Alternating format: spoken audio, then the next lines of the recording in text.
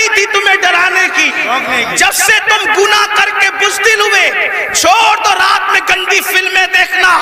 बिस्तर पे पाप की फिल्म देखने की बजाय मुसल्ले पे रो के देख, जैसे असहाबे कहफ के पीछे कुत्ता तुम हिला के चला था, अब भी कुत्ते तेरे पीछे तुम हिलाते हुए नहीं। नारे तकबीर, नारे रिसालत, नारे हैदरी, मसलके आला हज़रत। मुरादाबाद वालों, हिंदुस्तान में रहने वाले कुत्ते बहादुर नहीं हुए, तुम बुज़दिल हो गए। बुज़दिली से निकलो, कुत्ता फिर कुत्ता है। मैं किसी को नहीं कह रहा हूं, मैं तो कुत्तों पे बात कर रहा हूं। उम्मीद है कि मुरादाबाद के कुत्ते अगर पास में बैठ के सुन रहे हैं तो उनको बुरा नहीं लगना चाहिए।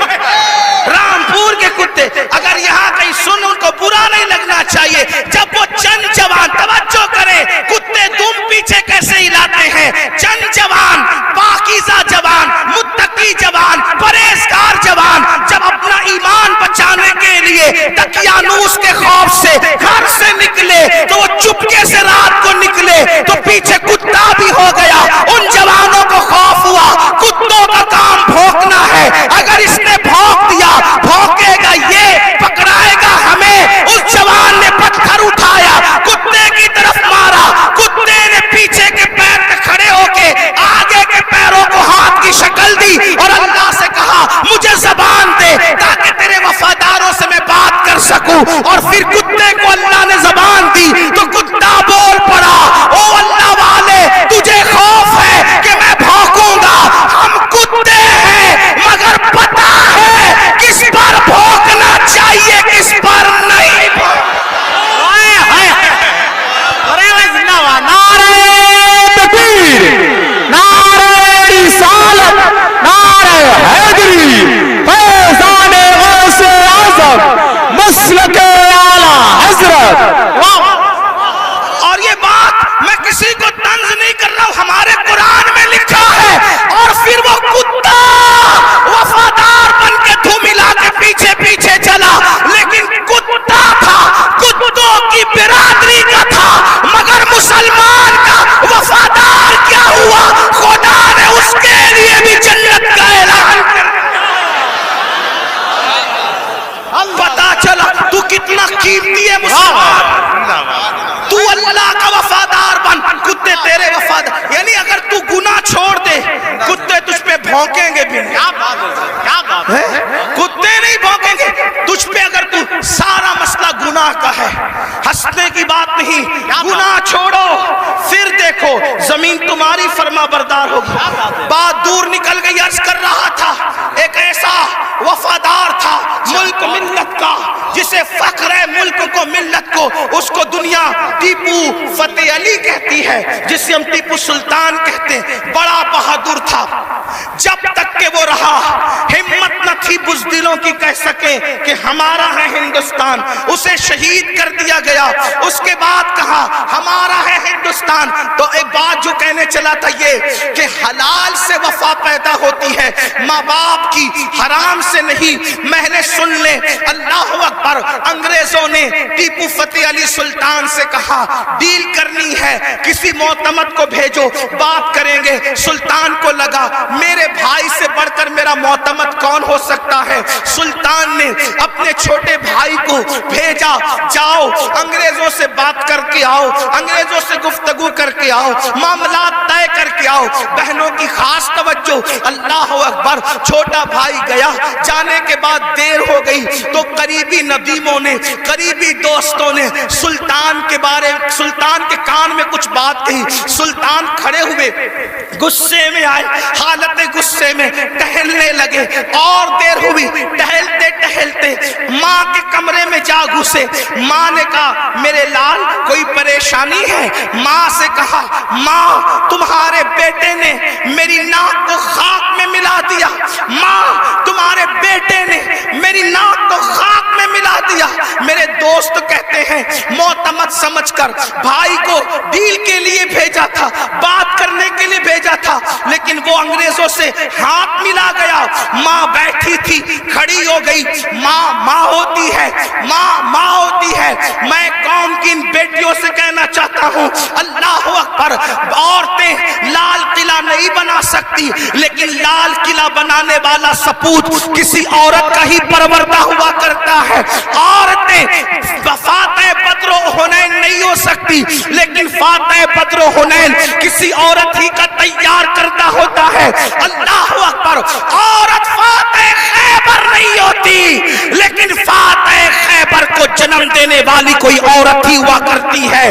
تو عورت نے بڑے بڑے انقلابیوں کو پیدا کیا. اگر عورت سچی ہے, دیندار ہے, عاشق رسول ہے, اللہ رسول کی وفادار ہے, اللہ اکبر, ماں ہوتی ہے. سلطان ٹیپو فتح علی کے جملے نشتر کی طرح ماں کے دل میں چپ گئے. ماں اٹھ کے کھڑی ہوئی, کہا سلطان تیرے منہ میں زبان روک اور گستاخی کی جرات نہ کرنا. تو نے کہہ کیسے دیا کہ میرا بیٹا ملک و ملت کا غدار ہے. سن لے, نہ تو غدار ہو سکتا ہے نہ وہ غدار ہو سکتا ہے. تاخیر کسی وجہ سے ہو رہی ہوگی, میرے دودھ کی وفا پر سوالیہ نشان کھڑا مت کر. میرا کوئی بیٹا ملک ملت کا غدار نہیں ہو سکتا. تھوڑی دیر گزری تھی کہ بھائی آیا اور بہت خوشخبری لے کر آیا. سلطان جب سارے معاملات نپٹ گئے تو ماں کے قدم پکڑ کر معافی کے طلبگار ہونے کے بعد کہا, امی میں جیسا مرد متزلزل ہو گیا بہادر, تمہیں اتنا یقین کیسے تھا ماں کہ تیرا بیٹا غدار نہیں ہو سکتا, وفادار ہوگا. تب ماں نے کہا تھا, بیٹا مجھے اپنے آپ پر نہیں رسول اللہ کی نسبت پر یقین ہے. جب میں نے تجھے اور تیرے بھائی کو دودھ پلایا تو کبھی بغیر وضو دودھ نہیں پلایا.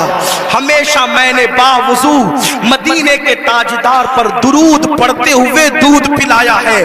یہ وضو اور درود کی برکت ہے کہ میری کوئی اولاد ملک ملت کی کبھی غدار نہیں ہو سکتی.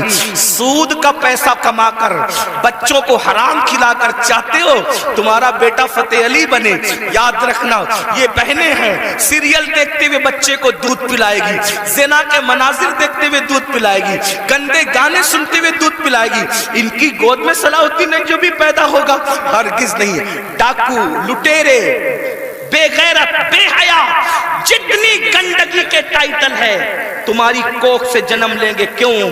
اس لیے کہ تمہاری گود میں مریم کا تقدس نہیں, تمہاری گود میں سیدہ فاطمہ الزہرا کی حیا نہیں, تمہاری گود میں عائشہ صدیقہ کی پاکیزگی نہیں. کتنی گندگی کرو گے؟ کم سے کم مسلمان ہونے کا تو خیال کر لو, کم سے کم آخرت کا خیال کر لو. بات سمیٹتے ہوئے عرض کروں, آپ دیکھیں تو صحیح, اندازہ تو کریں. 8 دن سے مسلمانوں کی جو شریف اور دل میں درد رکھنے والا مسلمان ہے, ان کی آنکھوں سے آنسو نہیں خشک ہو رہے ہیں. علماء قنوت نازلہ پڑھنے کی گزارشات کر رہے ہیں. قبل اول بیت المقدس کا کیا حال, فلسطین کی سرزمین پر مسلمانوں کی پوزیشن. ہم سے زیادہ انٹرنیٹ کا استعمال آپ کرتے ہو, ہم سے زیادہ یوٹیوب فیس بک استعمال آپ کرتے ہو. دیکھو ان کے گھروں کا حال, غور کرو, سوچو, توجہ کرو. نہیں دیکھی وہ کلپیں, ایک ماں کے 2 بچے دونوں شہید ہو گئے, اس کی گود اجڑ گئی. میں یہاں جو مائیں اور بہنیں موجود ہیں ان سے کہنا چاہتا ہوں, کسی ماں کی گود کا درد ایک عورت سے زیادہ کون محسوس کر سکتا ہے. لیکن ہم کیا کر رہے ہیں پتہ ہے, ہم اتنا بڑا کارنامہ انجام دے رہے ہیں اس میں, فلسطین کے مسلمانوں کے اس میں, کہ جو ویڈیو اور جو کلپیں اور فوٹوز آ رہے ہیں بس ایک دوسرے کو گروپ میں شیئر کر رہے ہیں, دیکھو یہ ہو رہا ہے, یہ ہو رہا ہے. ان کے لیے کیا گیا, ان کے دکھ میں کہاں شریک ہو تم, بتاؤ. اللہ کے رسول صلی اللہ علیہ وسلم نے فرمایا, مومن ایک جسم کی طرح ہوتا ہے. بے شک, بے شک. جسم کے کسی بھی حصے کو تکلیف پہنچے پورا جسم تڑپے گا. آنکھ میں اگر کچرا چلا جائے آنکھ روئے گی, دماغ مشورہ دے گا, ہاتھ حرکت کرے گا, پلان بنے گا, کچرا نکالا جائے گا. کوئی یہ کہے گا کہ نہیں، ہاتھ یہ نہیں کہے گا کہ مجھے تکلیف نہیں ہے میں کچھ نہیں کروں گا، دماغ کہے گا کہ مجھے کوئی پرابلم نہیں ہے میں کچھ نہیں کروں گا، مجھے کیا، میں نہیں، جب تک جسم میں جان ہے کوئی تک گزرو، پیر درد کر رہا ہے، آنکھ رو رہی ہے، دل دھڑک رہا ہے، حالانکہ آنکھ اور پیر میں کتنا فاصلہ ہے، ہاتھ بے چین ہو رہا ہے، دل کی دھڑکنیں تیز ہو رہی ہے، کب تک، جب تک جسم میں جان ہے، لیکن جان نکل گئی پھر اس کو مارو کاٹو کچھ بھی کرو، کوئی تکلیف ہوگی، کوئی درد ہوگا، نہیں ہوگا۔ تو جب تک مسلمانوں میں ایمان ہے کسی بھی مسلمان کو دنیا کے خطے میں تکلیف پہنچے گی وہ تڑپے گا، وہ بے چین ہوگا، وہ بلبلائے گا، وہ بلکے گا۔ آپ سے پوچھتا ہوں کیا دکھ میں شریک ہوئے؟ ہاتھ مت اٹھانا، لیکن اپنے آپ میں ڈوب کر سوچو کتنے مسلمان ہیں جنہوں نے فلسطینی مسلمانوں کے لیے اللہ کی بارگاہ میں رو رو کر دعا کی۔ جو قوم اتنی خود غرض ہو کہ وہ اپنے پڑوس میں رہنے والے بھائی کے دکھ پر نہیں روتا، وہ فلسطینیوں کے دکھ پہ کیا روئے گا؟ ان سے کوئی تمہارا رشتہ نہیں ہے؟ جن کی گود خالی ہو گئی، جن کے گھر ویران ہو گئے، آبادیاں قبرستانوں میں تبدیل ہو گئی، سوچو ان کے گھر کی چھت بھی ختم ہے، وہ بغیر چھت کے زندگی گزارے، جوان عورتیں بیوہ ہو گئی ہیں، لاشیں اتنی لاشیں ہیں کہ پہچان نہیں ہو رہی ہے، دفن کرنے کے لیے جگہ کا معاملہ، کفن کا معاملہ۔ ایک لیڈیز کی 1 منٹ کی کلپ میرے کان میں آئی، میں پوری سن نہ سکا، تڑپ گیا۔ وہ کہہ رہی تھی انگلش میں کہ ہمارے چھوٹے چھوٹے فلسطینی بچے اب اپنے ہاتھوں پر نام لکھ رہے ہیں، اور اپنے ہاتھوں پر اس لیے نام لکھ رہے ہیں کہ ان کو ایسا لگتا ہے پتہ نہیں ظالم اسرائیل کی طرف سے کب بم برس جائے اور ہم مر جائیں تو نام ہاتھ پہ لکھ دے تاکہ ہمارے گھر والے اسی نام کی وجہ سے ہمیں پہچان سکیں۔ کوئی تعلق نہیں ان سے آپ کا۔ آج بھی مسلمان مسجد کو ویران کرتا رہے گا، آج بھی زنا کی فلم دیکھو گے تم، آج بھی چہرے سے داڑھی مڈا کر گٹر میں پھینکو گے تم۔ برا مت ماننا، وہ جس بہن کے دونوں بچے اس کی گود میں شہید ہو گئے، اگر اس بہن کی بجائے آپ کی بہن ہوتی تو بھی آج آپ ایسے ہی گناہ کرتے۔ اللہ ان کی چھتیں جو برباد ہو گئی، اللہ نہ کرے، اللہ تمہیں وہ دن کبھی نہ دکھائے، فقیر کی دعا ہے، اگر ان کی جگہ تمہارے بھی چھتیں ختم ہو جاتی تو تم ایسے ہی دھینگا مستی کرتے، ایسے ہی عیش و عشرت کرتے۔ کوئی تعلق نہیں ان سے، رشتہ بس اتنا ہی کہ وہ کلیپیں بانٹتے پھرو گروپ پر۔ ارے کم سے کم یہ تو سوچا ہوتا کہ ہزاروں کلومیٹر دور ہم ہیں، ان کی کوئی مدد نہیں کر سکتے۔ میں تو پورے ہندوستان میں لوگوں کو، نوجوانوں کو کہہ رہا ہوں، جنگ فلسطین میں ہو رہی ہے، اس جنگ کو لے کر ہندوستان کا ماحول خراب کرنے کی کوئی کوشش نہ کرے، اپنے ملک میں امن رکھو، روڈ پہ نکل کر غلط نعرہ نہیں لگانا، حالات خراب نہیں ہونا چاہیے۔ کیا مدد کر سکتے ہو؟ آسان طریقہ، 1450 سال پہلے رسول اللہ نے ہتھیار دیا، الدعاء صلاح المومن، دعا مومن کا ہتھیار ہے۔ روڈ پہ نکلنے کی بجائے 5 وقت مسجد کو بھر دو، اور ہر مسلمان گڑ گڑا کر فلسطینیوں کی مدد کے لیے اللہ سے دعا کرے، بیت المقدس کی حفاظت کے لیے دعا کرے، اور ظالموں کی بربادی کے لیے دعا کرے۔ ہتھیاروں میں جتنی طاقت نہیں ہے اس سے زیادہ طاقت اللہ نے مسلمانوں کی دعا میں رکھی ہے۔ انشاءاللہ تم گڑ گڑاؤ گے، گناہ سے توبہ کرو گے، دعا کرو گے، انشاءاللہ فلسطینیوں پر اللہ کی مدد نازل ہوگی، بیت المقدس کی حفاظت ہوگی، ظالم کیفر کردار تک پہنچے گا۔ لیکن بڑی معذرت کے ساتھ نہیں آتے ہو نا، مسجد کی طرف نہیں آتے ہو، سب طرف جانا چاہتے ہو، مسجد کی طرف نہیں آتے ہو۔ پھر کہتا ہوں کتے سے سیکھ لیا ہوتا، جب کوئی کتے کو ڈنڈا مارتا ہے تو کتا چلاتے ہوئے کسی اور کے دروازے پہ نہیں جاتا، کتا چلاتے ہوئے اپنے مالک کے دروازے پہ آتا ہے۔ کتے کو پتا ہے کوئی مار رہا ہے، اگر مار سے مجھے کوئی بچا سکتا ہے تو میرا مالک ہی بچا سکتا ہے۔ مسلمانوں، دنیا تمہیں اتنا پیٹ رہی ہے، دنیا تمہیں اتنا لوٹ رہی ہے، کتا پٹنے کے بعد مالک کی چوکھٹ پہ آ جاتا ہے. تم انسان ہو کر کب آؤ گے مالک کے دروازے پر؟ اللہ کے دروازے پہ کب آؤ گے؟ یاد رکھنا کل بھی اپنے مسائل کا حل اللہ کی چوکھٹ پہ تھا, خدا کے در پہ تھا. آج بھی اپنے مسائل کا حل اللہ کی بارگاہ میں ہے. پلٹ آؤ اللہ کی طرف. کہیں پناہ نہیں ملے گی, پناہ ملے گی تو اسی کی بارگاہ میں ملے گی. رجوع ہو جاؤ اس کی طرف. گناہ کر کے نہ کسی کو عزت ملی ہے نہ آپ کو عزت مل سکتی ہے. مجھے پتا ہے ان ہزاروں جوانوں میں کچھ ایسے سعادت مند چہرے مجھے نظر آ رہے ہیں جن کے دلوں میں واقعی امت کا درد ہے, قوم کا درد ہے. وہ پلٹیں گے, وہ توبہ کریں گے, وہ نادم ہوں گے. ہاں ہاں میری قوم کے جوانوں, ضرور یاد رکھو ہر دروازے پہ جا کر کے اگر انسان جرم کا اعتراف کرتا ہے, دنیا کی عدالتوں کا دستور ہے جہاں پر جرم کو قبول کر لو تو عدالتیں سزا سناتی ہے. ایک میرے اللہ کی عدالت ہے, وہاں جرم قبول کر لو تو سزا نہیں سنائی جاتی بلکہ معاف کر دیا جاتا ہے. ہر جگہ کا دستور ہے کہ اگر جرم قبول کر لو تو لوگ ذلیل کرتے ہیں. یہ میرے اللہ کی شان ہے, جرم قبول کر لو تو یحب التوابین کا خوبصورت تمغہ گلے میں ڈال دیا جاتا ہے اور محبوب بنا لیا جاتا ہے. تو آؤ نا میرے بھائیو, اللہ سے دور کیوں ہو؟ وہ اللہ جس کا فرمان ہے کوئی میری طرف چل کے آتا ہے تو میری رحمتیں اس کی طرف دوڑ کر جاتی ہے. یاد رکھنا لڑکا لڑکی کے ناجائز تعلقات میں کوئی لطف نہیں ہے, یہ توائی ہے. آؤ اللہ سے تعلق جوڑیں. کیا بات, آؤ اس کے قریب ہو جائیں. سبحان اللہ. میں نے تو یہ بزرگوں سے سنا بھی اور محسوس بھی کیا, سب سے تعلق جوڑنا مشکل ہے. توجہ ہے, کیا بات جی حضرت. رضا نگر رامپور والوں توجہ ہے, گرد نواز سے آنے والے سب سے تعلقات بنانا مشکل ہے. سب سے آسان اگر کسی سے تعلق بنانا ہے تو اللہ سے. جلدی ناراض نہیں ہوتا, سبحان توجہ, کیا بات. جلدی ناراض نہیں ہوتا, جلدی راضی ہو جاتا. واہ.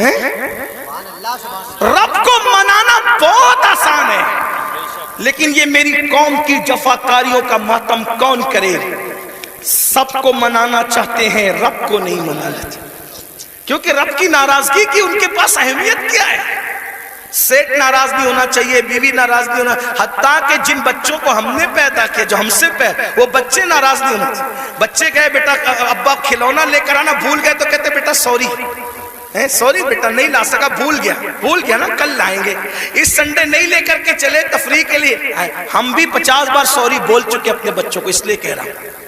ہاں لیکن آپ سے پوچھتا ہوں, اپنے چھوٹے چھوٹے بچوں کو منانے کی فکر ہے, وہ یار وہ رب, اب ذرا غور کرو اس کی نعمت پہ غور.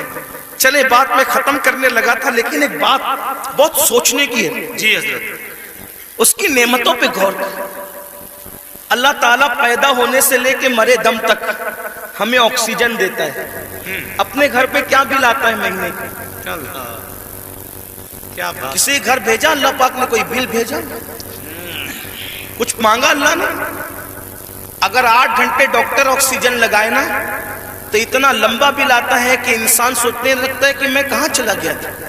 یہی ہے نا جی. ڈاکٹر نے 8 گھنٹے کی آکسیجن دی تو ہزاروں وصول کر لیا, ہے نا, ہے نا. اللہ تعالیٰ نے پوری زندگی آکسیجن ہمیں فری میں. کچھ مانگا؟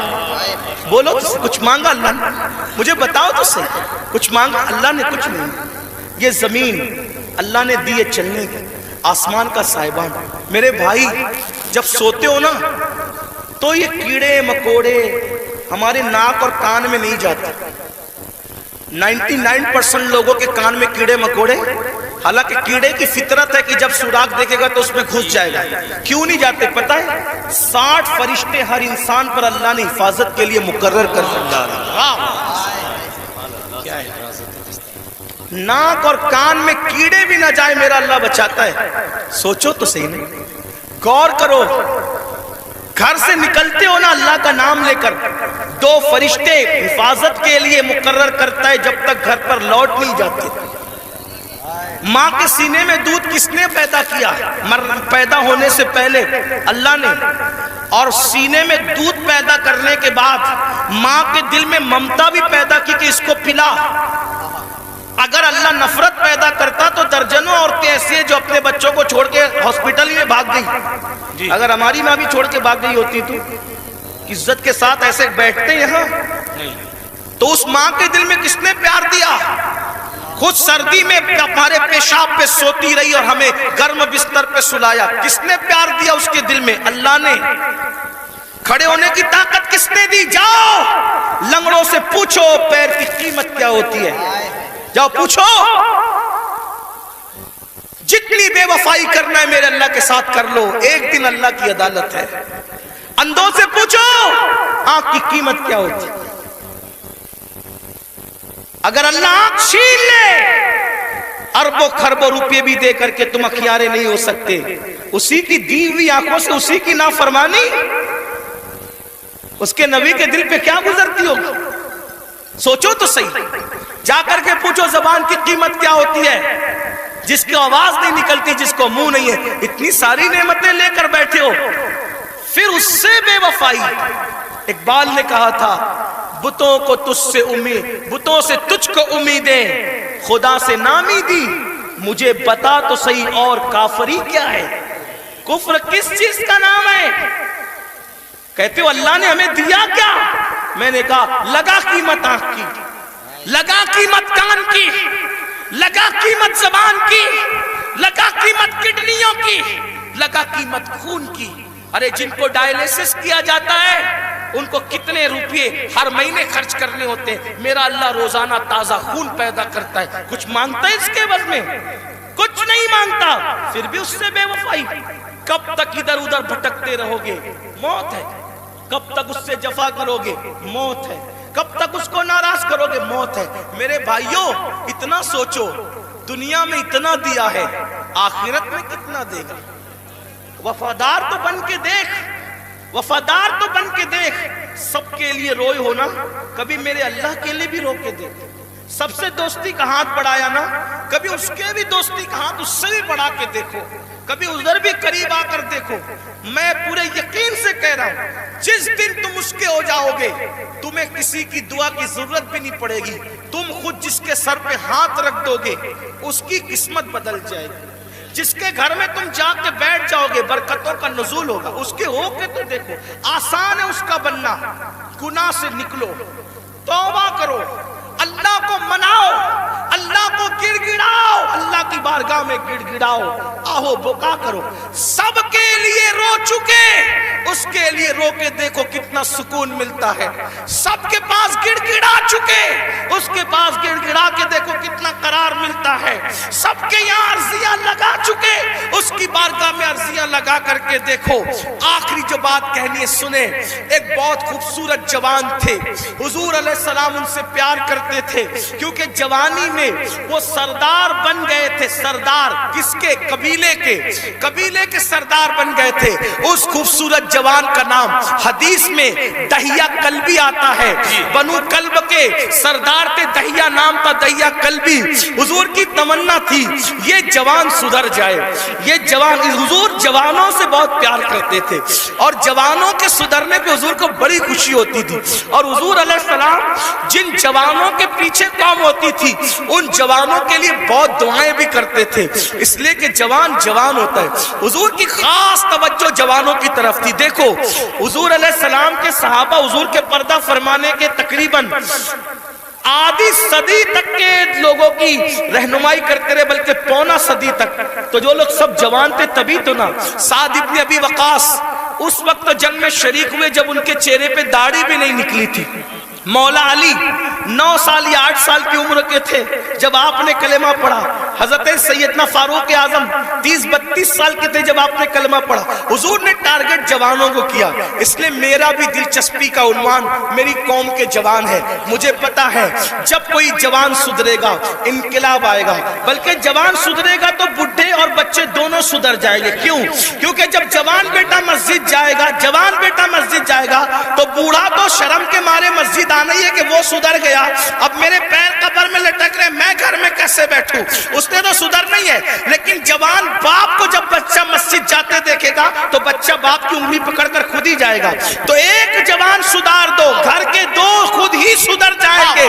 اس لیے اقبال نے بھی جوان کو ٹارگٹ کیا, کہتے نہیں تیرا نشے من قصر سلطانی کے گنبد پر, نہیں تیرا نشے من قصر سلطانی کے گنبد پر, تو شاہی ہے بسیرا کر پہاڑوں کی چٹانوں میں. اور عقابی روح جب بیدار ہوتی ہے جوانوں میں, نظر آتی ہے ان کو اپنی منزل آسمانوں میں.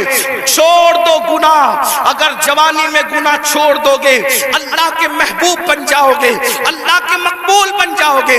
جوانی میں گناہ چھوڑ دو گے, توبہ کرو گے, جنت میں رسول اللہ کا پڑوس نصیب ہوگا. اگر جوانی میں گناہ چھوڑ دو گے اللہ بڑھاپا عزت سے بھرپور کر دے گا.